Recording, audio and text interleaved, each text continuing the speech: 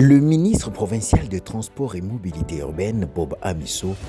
a réuni ce mercredi 4 septembre 2024 les bourgmestres de 24 communes de la capitale, ainsi que les représentants des associations des motards,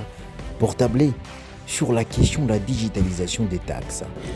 Une réunion très importante qui a réuni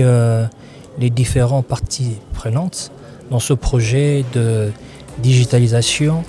qui est un des piliers majeurs du programme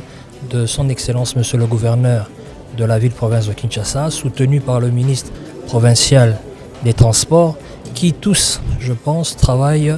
selon la vision du président de la République. Et nous, Afrique Digital, partenaire technique et financier de la ville, nous accompagnons ce projet de sorte à identifier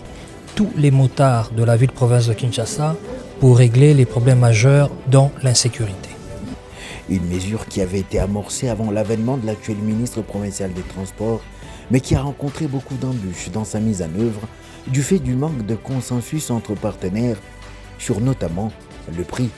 et sur l'uniformisation des documents administratifs. Un document qui est uniformisé, je crois que ça va aider les motocyclistes de marcher librement sur la voie publique. Et pourtant, cette opération représente une urgence sécuritaire du gouverneur Daniel Bumba parmi les piliers majeurs de son programme, parce qu'elle consiste à identifier tous les motards à qui seront attribués des identifiants et des QR codes personnalisés, de sorte à pouvoir tracer tous les mouvements des motos dans la ville. Il faut que la ville soit sécurisée et avec la digitalisation de cette taxe-là, les choses vont bien marcher. Ce mercredi 4 septembre, autour du ministre provincial des Transports, il était question d'identifier les points de discorde et les blocages qui ont fait échouer cette opération afin d'établir les responsabilités pour permettre sa relance. Bob Amisso